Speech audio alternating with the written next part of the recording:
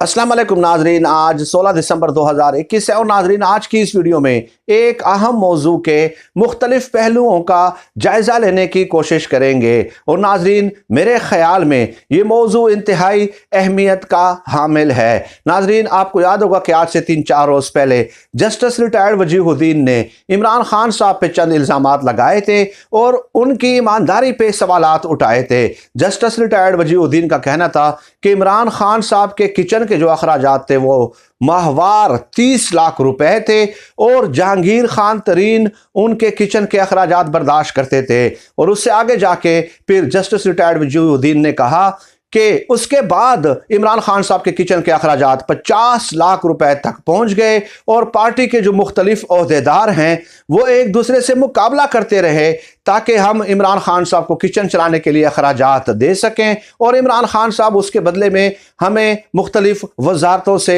नवाजेंगे। तो ये इस तरह के इल्ज़ामात लगाए थे जस्टिस रिटायर्ड वजीहुद्दीन ने। और साथ ही साथ ये भी कहा था कि जो शख्स जूतों के तस्मे अपने पैसों से नहीं खरीद सकता और ना खरीदना चाहता है तो क्या उस शख्स को ईमानदार कहा जा सकता है। इस हवाले से एक वीडियो मैं कल कर चुका हूं, मुख्तसरन गुजारिशात में पेश कर चुका हूं, लेकिन आज एक नई डेवलपमेंट सामने आई है और वो ये कि एतजाज़ अहसन साहब जो कि मुखालिफिन में शुमार होते हैं, डेफिनेटली वो पीपल्स पार्टी से ताल्लुक़ रखते हैं तो वो डेफिनेटली इमरान खान साहब के मुखालिफिन में हैं, लेकिन दूसरी तरफ उनका इमरान खान साहब के साथ एक ताल्लुक़ भी है। जमान पार्क जो है लाहौर में इमरान खान साहब का और एतजाज़ अहसन साहब का घर जो है वो बिल्कुल साथ साथ है, करीब करीब है। तो बहुत सारे वाक़यात के वो ऐनी शाहिद हैं। और एतजाज़ अहसन साहब ने कहा कि इमरान खान साहब को अपने ससुर ने जो है बहुत बड़ी जायदाद देने की ऑफ़र की थी, लेकिन इमरान खान साहब ने इज़्ज़त नफ्स के सबब जो है उनकी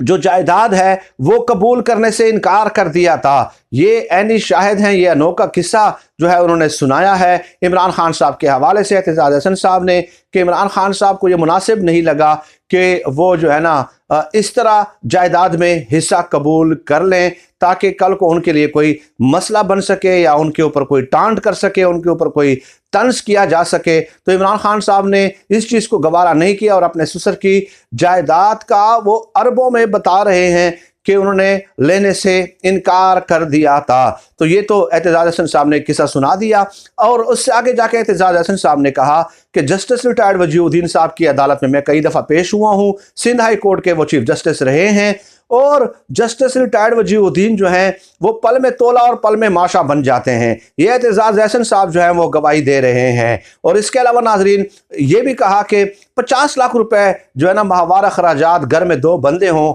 और इमरान खान साहब के बारे में मशहूर ये है कि वो चाय तक भी बड़ी मुश्किल से पिलाते हैं, चाय तक भी। हत्ता कि अमरीकी सफ़ीर जो आए थे तो उन्हें भी चाय और अपने जो किचन के जो वो थे मुलाजिम उन्हें पैसे दे के उनसे कहा कि जहाँ इनके लिए बिस्कुट ले आए तो 20-30 रुपए वाले बिस्कुट लाए थे, 20-30 रुपए वाले अमरीकी सफ़ीर को भी, ठीक है, और एक चाय पेश की थी। तो आप बताइए कि 50 लाख रुपए किस तरह किचन के अखराजात हो सकते हैं। तो ये एतजाज़ अहसन साहब ने ये सवालात भी उठाए हैं और ये किस्सा भी सुनाया है और साथ ही साथ ये भी कहा है कि जस्टिस रिटायर्ड वजीहुद्दीन साहब जो है वो पल में तोला और पल में माशा बन जाते हैं। इसके अलावा नाज़रीन मैं ये बता दूं कि इमरान खान साहब के बहुत बड़े मुखालिफ हैं, उनके कज़न हैं, उनके बहनोई हैं, हफीजुल्लाह नियाज़ी साहब। आप देखते होंगे कि दिन रात इमरान खान साहब की बुराइयाँ करते रहते हैं, लेकिन उन्होंने भी ये कहा है कि माली तौर पर फाइनेंशियली इमरान खान साहब पे करप्शन का इल्ज़ाम आप नहीं लगा सकते और ना ही उन्हें इस तरह की कोई लस्ट या लालच है। तो वो बदतरीन मुखालिफ जो हैं वो भी ये कहते हुए नजर आते हैं, लेकिन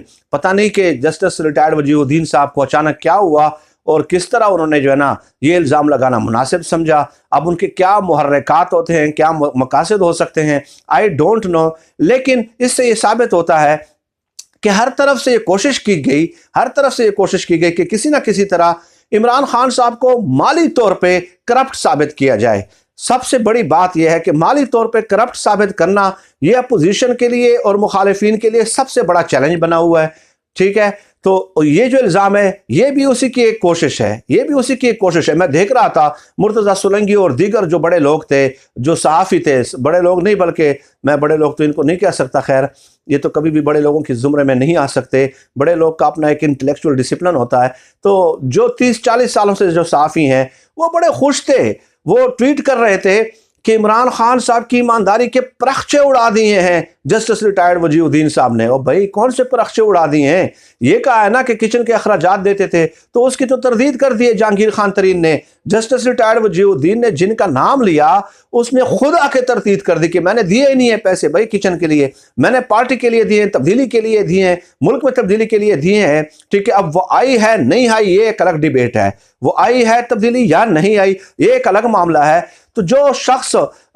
جس کا کہا جا رہا ہے وہ خود انکار کر رہا ہے بھائی، وہ خود انکار کر رہا ہے، اور آپ پھر بھی کہہ رہے ہیں کہ عمران خان صاحب کی ایمانداری کی پرخچے اڑا دی ہیں۔ یعنی نواز شریف صاحب نے لندن کے فلیٹس خریدے، باقی لوگوں نے سوئٹزرلینڈ میں جو ہے نا سرے محل خریدے، وہ ایمانداری کے پرخچے اڑانا نہیں ہے۔ لیکن یہاں پہ اگر ایک الزام ایک شخص اٹھ کے لگا دیتا ہے جس کی تردید ہر طرف سے سامنے آ چکی ہے، تو اس کے باوجود بھی اس کی ایمانداری کے پرخچے اڑ جاتے ہیں، عجیب بات ہے۔ دیکھیے سب سے زیادہ آج کل ناظرین میں عمران خان صاحب کی پرفارمنس، گورنمنٹ کی پرفارمنس کے حوالے سے میں تنقید کر رہا ہوں، اور میں کمنٹس بھی پڑھتا رہتا ہوں کہ لوگ مجھے کہتے ہیں کہ جی آپ نے عمران خان صاحب کی مخالفت کرنے کا فیصلہ کر لیا ہے۔ دیکھیں میری مخالفت ہوتی ہے اصولوں کی بنیاد پہ، پرفارمنس جہاں پہ اچھائیاں ہیں وہ بیان کرتا ہوں، جہاں پہ اچھائیاں نہیں ہیں، جہاں پہ خامیاں ہیں وہ بھی بیان کرتا ہوں، لیکن میری ان کی شخصیت کے ساتھ کوئی دشمنی نہیں ہے۔ یہ بات میں کبھی بھی نہیں کر سکتا۔ دیکھیں یہ تو آپ ثابت ہی نہیں کر سکتے کہ مالی طور پہ وہ کرپٹ ہیں، تو اس سے ثابت یہ ہوا کہ اپوزیشن کے پاس ابھی کچھ بھی نہیں ہے براہ راست عمران خان صاحب پہ مالی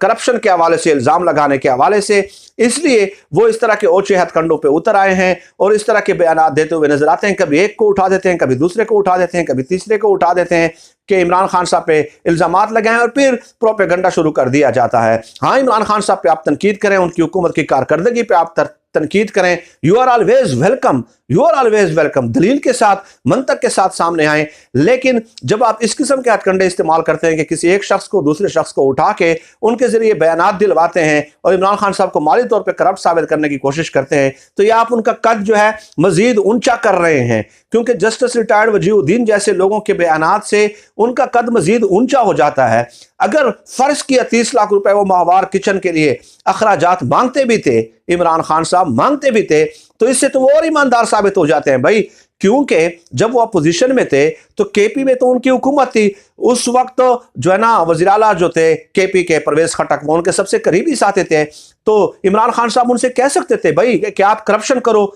50 کروڑ کا ٹھیکہ منظور کرو، اس میں سے جو ہے نا 20 کروڑ لگاؤ، 10 کروڑ آپ خود کھاؤ، 20 کروڑ مجھے کھلاؤ، وہ تو کہہ سکتے تھے نا۔ تو اس سے ثابت یہ ہوتا ہے کہ کے پی میں جو ان کی حکومت تھی اور عمران خان صاحب کے اپنے وزیر تھے، اپنے وزیر اعلیٰ تھے، ان کے ذریعے عمران خان صاحب نے کمیشن کک بیکس نہیں لیے۔ اگر وہ لے چکے ہوتے تو وہ 30 لاکھ روپے کیوں کر اخراجات جو ہے وہ جہانگیر ترین سے مانگتے؟ اگر یہ سچ ہے بھی تو اس طرح کے الزامات سے تو وہ مزید ایماندار ثابت ہو جاتے ہیں، مالی طور پہ مزید ایماندار ثابت ہو جاتے ہیں۔ تو یہ الزام کوئی اس طرح کا ہونا چاہیے کہ جو منطقی ہو،